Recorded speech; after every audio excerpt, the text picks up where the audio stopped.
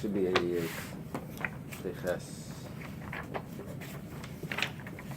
Yeah, we read the Mishnah, we read from the Gemara. Oh. Bottom of Pei Zayin. Oh, I'm sorry, I thought the Pei. We're starting on the Bayatana Rabbanan on Pei Zayin. I'm a Bais, right? Yeah, Pei Zayin, I'm in Bais. On Rabbanan. Okay.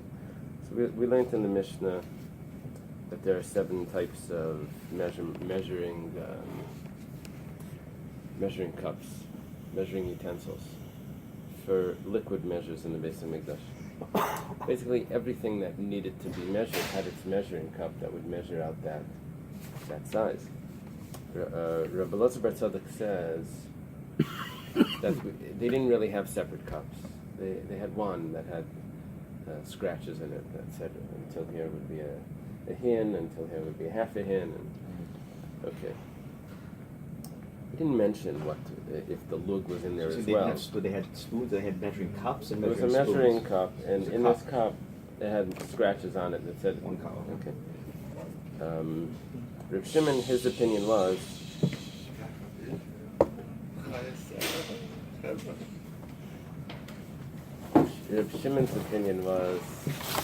that the hin we didn't have in the temple because that was only necessary.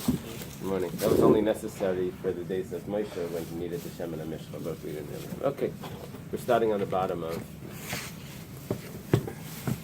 87. Ah, very nice. 87. Beautiful. Let's see. No, I need one to go next to is that a Menachos 3? No. You want me to get another Menachos? I have in my Okay. Tana Rabbanan. The rabbis taught in a Brisa. It's always an important Brisa according to Reb Shira Gain. Tana Rabbanan. It means it was edited by Reb China Baisha. Sheva Midas Shalach Hayu B'Mikdash. There were 7 liquid measurings in the Mikdash. Look at this. Look at how he goes through this. Revius lug. There was a quarter of a lug. Chatzi lug. A half a lug. The lug. Okay, that's 3. Then we have Revius ahin. Shlishis ahin. The Chatzi ahin. That's 6. That's a quarter of a hin, a third of a hin, and a half a hin. The hin equals 7. Divri Rabbi Yehuda. Reb Meir says we have a hin, that's 1. The chatzi and a half a hin, a shlishis a hin, or a revius a hin. A half, a third, and a quarter, that's 4. The lug, chatzi lug, or revius lug. You have a lug, you have a half a lug, and you have a quarter of a lug, that's 7. What's the difference between Rabbi Yehuda's opinion and Reb Meir? Nothing. They one said it started from the largest, one said it's from the bottom. Gemara is going to discuss why saying it in a different order has any significance. Reb Shimon Aimer, lo yaya sham hin. We didn't really have a hin. What did he use a hin for? There was nothing that needed an entire hin. So it's miyavi tachta. So who are we going to bring? Who, as in what measurement will replace that measuring cup into the 7? Rather, we had another measuring of a lug and a half that was used because the Chavite Kain Gadol was 3 lug, and we divided. It was in 1 isarin, 3 lug and 1 isarin. It was divided. Half was brought in the morning, half was brought in the afternoon. So the 1 isarin was divided in half. That a chatzi isarin, a half an isarin in the morning of flour, and a half an isarin in the afternoon. But the 3 lug was also divided in half. How do you divide 3 lug in half? Into 1.5. So Reb Shimon says they had a measuring cup of 1.5.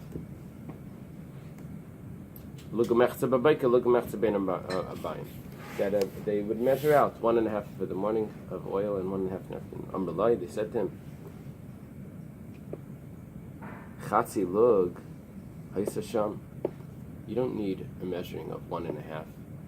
You can work this out very easily if you have a half a lug. You do 3 times, take 3 scoops, 3 pourings of a half a lug. The efshel ashar b'chatzi lug, you can use a half a lug. 3 times you get 1.5. So Amar Lahem, so Reb Shimon tells them back, Afle devrechem, according to you, Chatzi lug, v'lug, la yasa. Why do we have a half a lug and a lug? It's enough to have revius haisasham. You use a revius. And guess what? 2 quarters equals a half. And 4 quarters is a whole. So drop the half a lug and drop the lug. Just use the quarter of a lug and do it 4 times. You can use a quarter of a lug.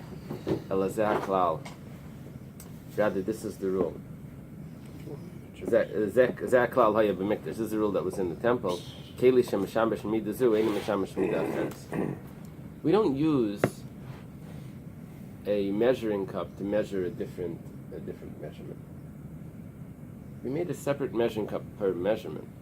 Now, for some reason, we didn't say this before when we were talking about the isaran, because we would measure an isaran. We used 1 isaran when it came to the dry measures. Even though we needed 2 isra'inus or 3 isra'inus. 3 times. Yeah, we would use the same 1 isaran. We didn't make a measuring cup of 2 isra'inus and 3 isra'inus. We would use just 1. We didn't say this over there. We had a special pasuk, Isarain. We had a pasuk that told us that. Over here, when it comes to the liquid measures, we're saying that if we need a measuring of a chatzi lug, see whatever that's used for, or we need a measuring of a lug, we're not going to use a revius lug to measure out a chatzi lug. You need a separate measuring of a chatzi lug. You need a separate measuring of a revius lug. So therefore, Reb Shimon says, so the same thing applies to the lug umechza, to the lug and a half. We need a separate measuring cup of a lug and a half because that's a measurement that we need for the chavita kohen gadol. But what's his basis for that? Why? Why does it have to be a specific measurement for each type of ingredient? I mean, I understand the practicality of it. It makes sense. Yeah, I don't know if it's based on that we don't want to be cheap in the temple, Because it is practical. It's confusing when you have to start clunking around too many different measuring cups. It's like carrying a bunch of different, you know what I mean? Like, I was just asking if there is an... I don't know if there's another source other than just they want the people in the temple to have the right equipment. Right. Okay. You can make do with everything. Right. The screwdriver with the knife, there's all you can do a lot of things. Right. In the olden days, if you lost your keys, you can turn your car with a screwdriver. Yeah, they want to have the right your car too. the right measuring cups for. Okay. I don't know if we read this here. Rabbi Lazar, some take it out.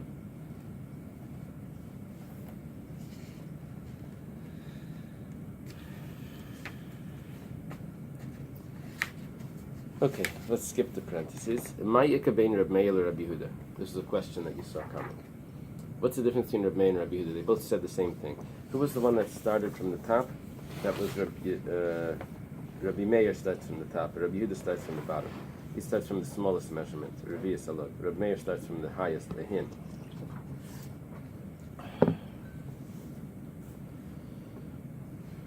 Amar Rabbi Yochanan answers, Birutzi midasika binayo.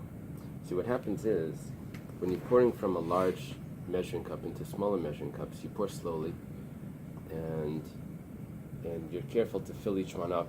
And you may have to go over to one and pour it back. You do it because you have to get them into different, space it out. When you're pouring from a small one into a large one, so you pour quickly, and it could overflow also, but it doesn't matter because you have so much more room. So there's a discussion if what drips down the sides of the cup, is that sanctified? So if you start from the bottom, then that means, and we're filling up, we're measuring larger we were saying like 4/4 of a lug is going to equal a lug, so we may be able to include what drips down the side as part of this big lug as well, and that will be sanctified. So Rabbi Yochanan says, Birutzi midasik b'nei. Birutzi is what overflows from the measurings. That's going to be a difference between Rabbi and Rabbi Yehuda. Laman damar mimata lamayla. According to the opinion that says that we start from the bottom, means the smallest measurement. Kasaver birutzi midas niskadshu. He holds that what overflows and drips down the sides is sanctified. Listen to this. Revius Yavla Rachman ala Moshe. God gave Moshe a revius. And V'amalei Shar the Kailu Berutzin. And he tells him to go measure out the other measurings. And if that's the case, then the Berutzin, what's overflowing, is going to get included into the larger cup as well, because that's how you would measure. So in other words, this is like very extreme. That everything, the whole Torah comes from God orally to Moshe. But here the Gemara is saying that he even gave him the size of the measuring cup, and he tells him go measure out. He gave him only a revius, right? He gave him a revius. He tells him go figure out according to this what's a chatzi a lug and what's a lug and what's a hin, and you'll go work it out. Yeah, because how is Moshe supposed to know what a revius or what a log or what a hin is? Right. So, those Gemaras that talk about Moshe didn't know what the coin was, and Hashem, or he didn't know the moon, or he didn't know what tzaras. There's different things that it says. He didn't know what it looked like, and Hashem showed him. So we don't have included in that, like, he didn't know what a revius was. Right. Could have thrown this in. Hashem gave him a revius. Right. Okay. So, the one that says that we start from above, which is Reb Meir's opinion, Hashem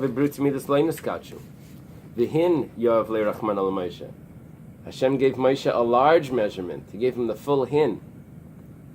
Hin is 12 lug. It's a large measurement. Use this to measure the kanafki birutzin. Now, the birutzin, what gets overflowed, will not be part of this. I understand. What was told to Moshe? Was He it gave him or was it? Well, that's the machlekes. Right, okay, so that's The machlekes Rabbi and Rabbi Yehuda. Okay. Abaya says the kuli alma birutzin midas ikalamei niskachu v'ikalamei malei niskachu. It's not a machlekes over here between Rabbi and Rabbi Yehuda about what overflows, that drips down the side. That is not. You can say according to both of them that it is sanctified. You can say according to both of them that it's not sanctified. There's a different machlekes. V'hacha b'milayim kamifligim. It says in the pasuk that it says shneim milayim seiles. It says that it's supposed to be full. What does it mean full? Manda amar mamayla lamata, the one that starts from above and is working his way down, which is Reb Meir. Kasaver milayim shlayach saver shlayoseh. He says when it means full, it means that you're not allowed to have any less and you're not allowed to have any more. Mandamar mimata lamayla, the one that says you go from below to above, malayim shlayechsar. That means that you shouldn't have any less. Avol yoser malayim krinbei, but if you have more, it's still considered malayim, because when you're pouring from a smaller one into a larger one, let's say you need 2 smaller ones to fill up the larger one, 2/4 to make a half.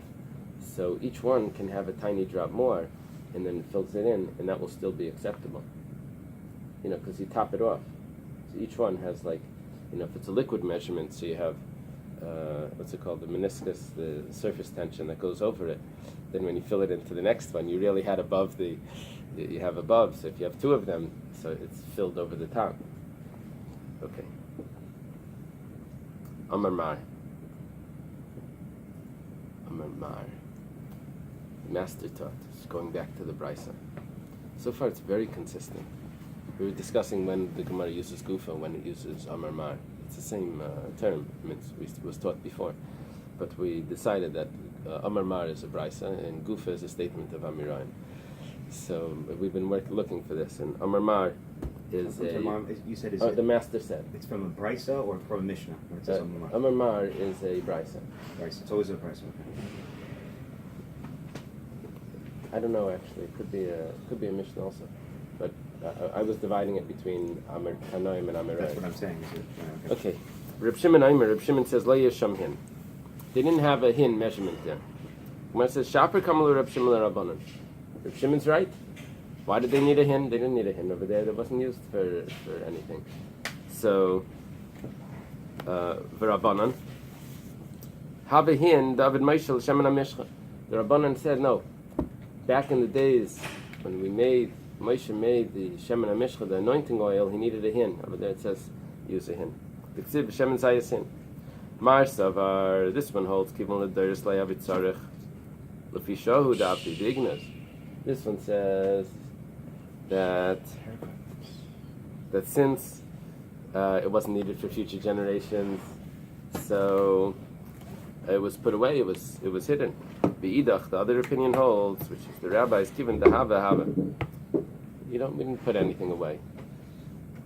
It was kept there. They kept it on together with the other vessels.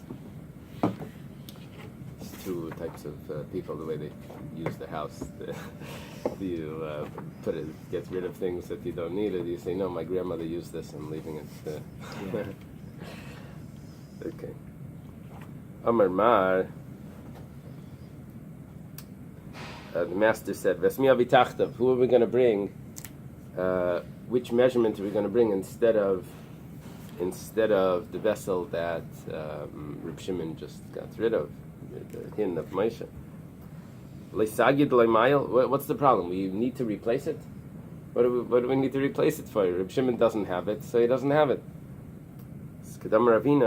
Rather, it's like Ravina says, Gemiri was taught us that Shtei Smichas B'Tzibar, that there's two sacrifices that require smicha, leaning on it. The Parhal and Davar Shel Tzibur. What was the other one?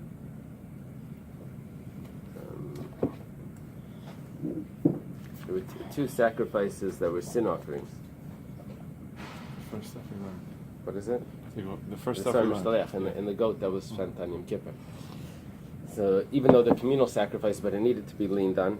And Hachanami, that's just an example.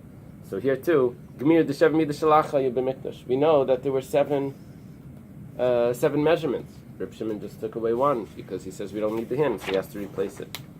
Rabbi Elazar Bar Tzadok Mishnasa Sayubihin, Leslie Shevim Midas. Rabbi Elazar says, it's really Rabbi Elazar Bar Tzadok. Rabbi Elazar Bar Tzadok says they didn't really have 7 measurements; they only had 1. It's unclear if it was really only 1, but they definitely didn't have all 7 because they could make lines in it, to scratches in it to say what was a quarter and a third and a half. So he doesn't have 7. So the Gemara says Leslie, yeah, okay, Hitaka doesn't have. He has a different opinion. There's a big problem with saying these types of things because the Rambam writes that a halach l'Moshe Sinai, there's no machlaikas in that. There's no argument. That's one of the things. If it's a tradition from Moshe, there's no argument. Comes along many Gemaras, where we have halach l'Moshe Sinai, and we find, he doesn't hold of it. It does. How does the Rambam explain that? He says it, and there's no backup for any of these things. Okay, this is not just. This is one example. It's all over the Gemara. So it's what the Gemara argues with. He must have a way of explaining this, but he says clearly. What does it mean, Allah Moshe Sinai, that there's no argument? If you want, you can say my Sheva Midas, Sheva Medidas. Doesn't mean that there are 7 measuring cups, but there's 7 measurements, which, according to Rabbi Elazar Bar Tzadok, you actually had that. Maybe he would just accept the Bais. So there was 1 cup with 7 measurements. 7 measurements, and that's good enough. Okay. Amen. The Mishnah says. The chair is waiting for you. Oh, I don't need another. Yeah, this one.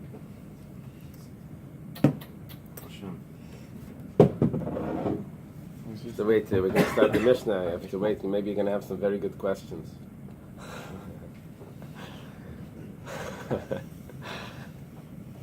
Revius Mahaya Mishameshes. What was the Revius used for? The Revius is the Revius Halug. How much was a lug? A lug was 6 eggs. The size of 6 eggs.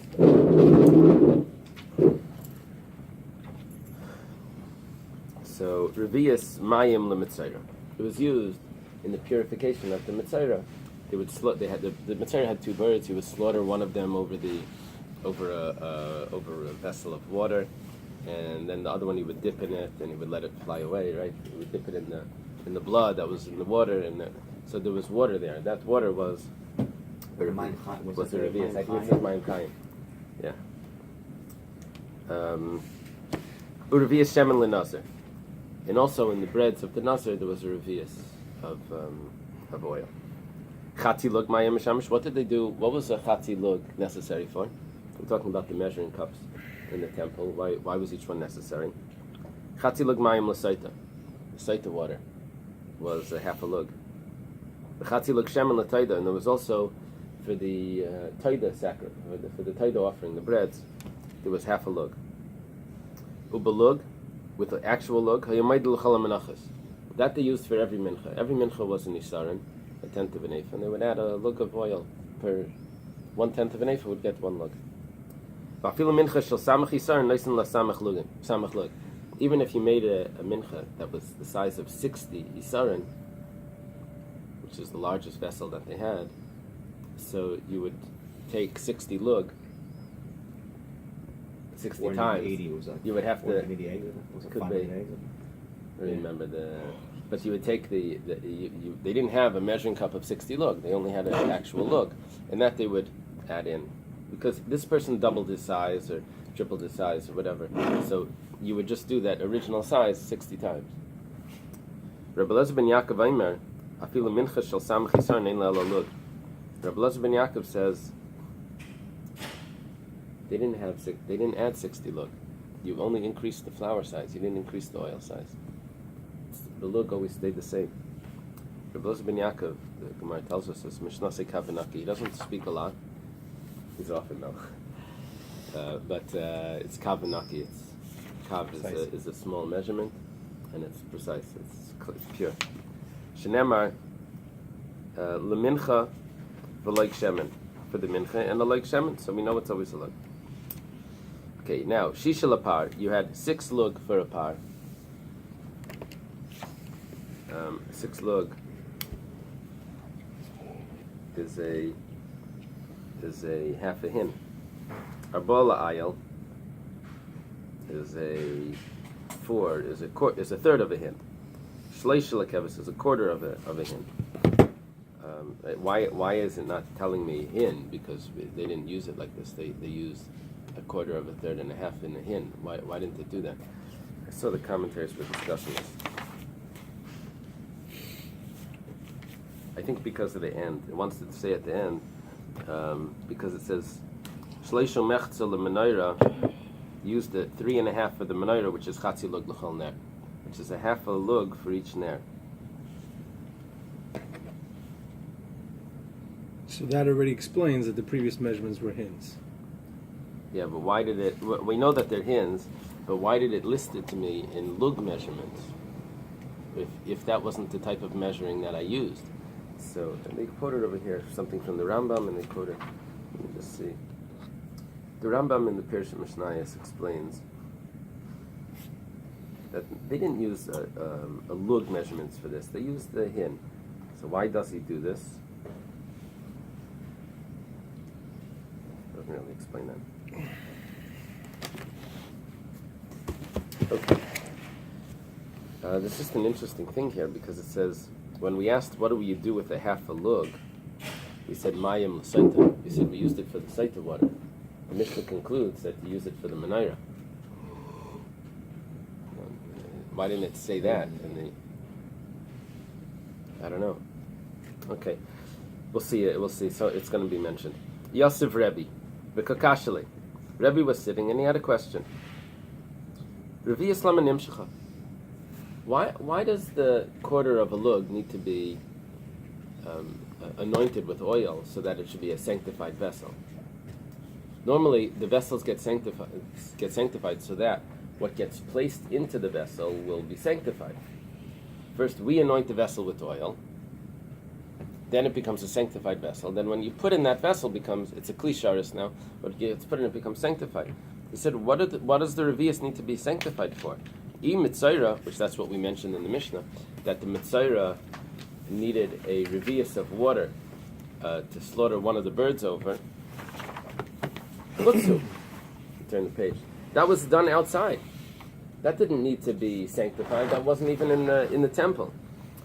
There's two interpretations here.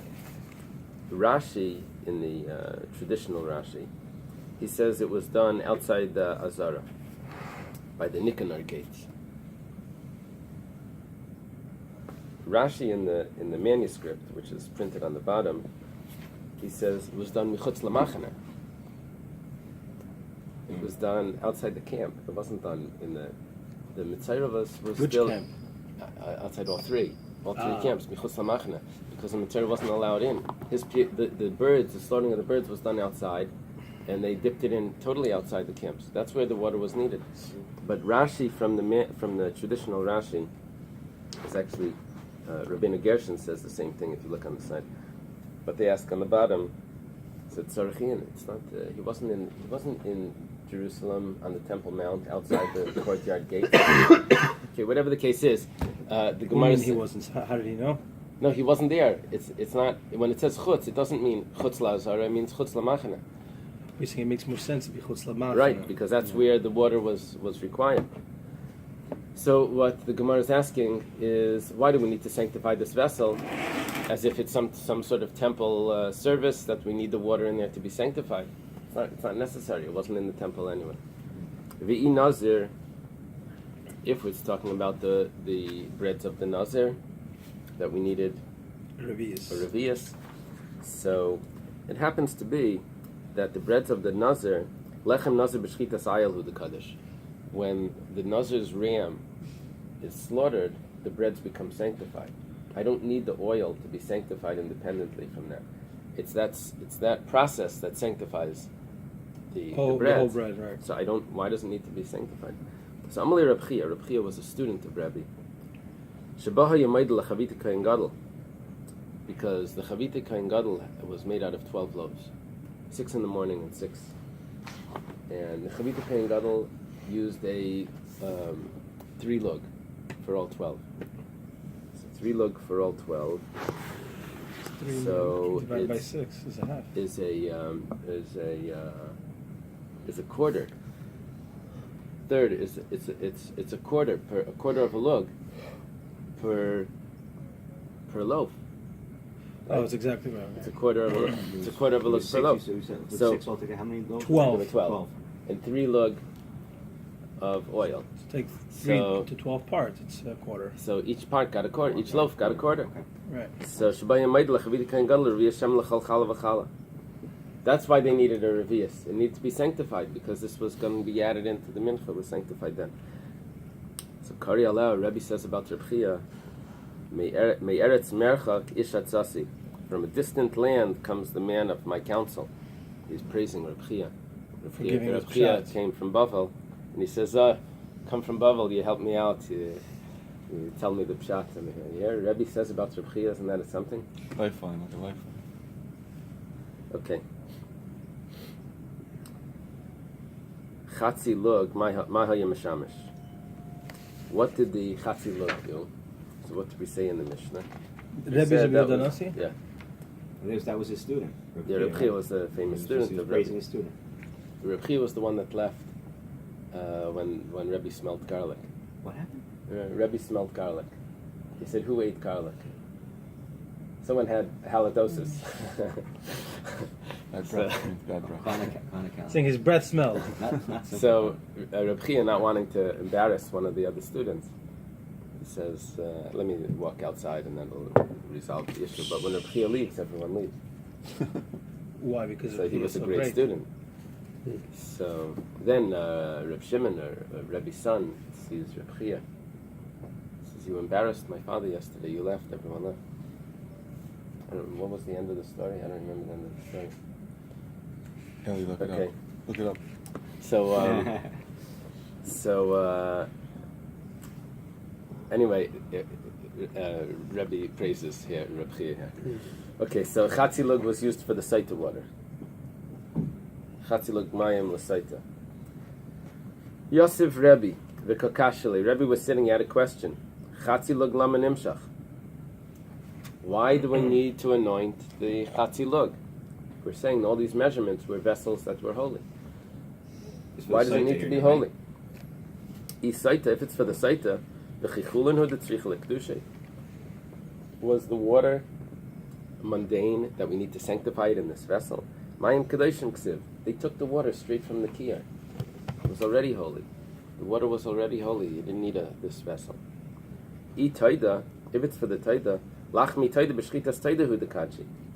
Exactly the same question that we had before by the Nazir. When the taida sacrifice is slaughtered, so the breads become sanctified. So the oil will become sanctified together with that. So Amalei Reb Shimon b'Rebbe, Reb Shimon, Rebbe's son, says, Shabai hayam mechalek chatzi lug shemen l'chol ner v'ner. Remember before, in the end of the Mishnah, we said that the chatzi lug was used for each menorah light. The 7. So that was sanctified before they poured it in. So it was divided into a chatzi lug. So Amar Lai, he says, wasn't the oil for the menorah like the most chashiv? Yeah. So how do you compare something like the menorah to the Saita water? Yeah. Well, it was the same size. No, but in other words, like, how would you even think that you could potentially use it for this or use it for that? You would, for sure. Like in other words, the menorah, you know for sure is the most chashiv oil, right? No, we're talking about the Jewish. We're just talking about the vessel. I don't know. No, but It's the same vessel. They would use the same vessel. I don't know. Sota is chashuv too because on Sota mochek Shem Hashem, so it's much more important I'm than just the wondering, menorah.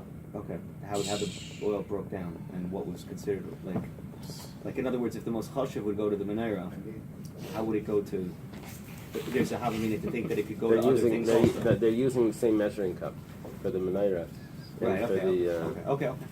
You're onto something. This sounds like a great Shalashudis Torah. The Saita and the menorah. There's something. Give it over. I don't know.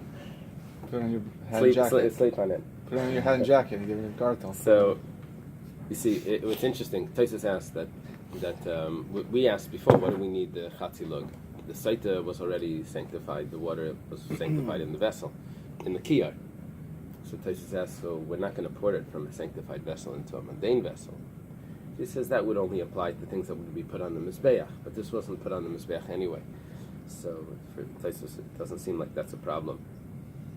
The question is, so why is this half a lug sanctified? What do we need this to be used to sanctify? He said, no, we need it to be used to sanctify the oil that's put into the menorah. So Rabbi says about his son, Reb Shimon, he says, Ner Yisrael kachaya. He says, he praises him, the light of Israel. He says that's actually what it was for. He tells him that he's correct. The students are getting praised over here. Amar Rabbi Yechanan, Amar Rabbi. Rabbi Yechanan says in the name of Rabbi. Rabbi Yechanan was by Rabbi. He was much younger than the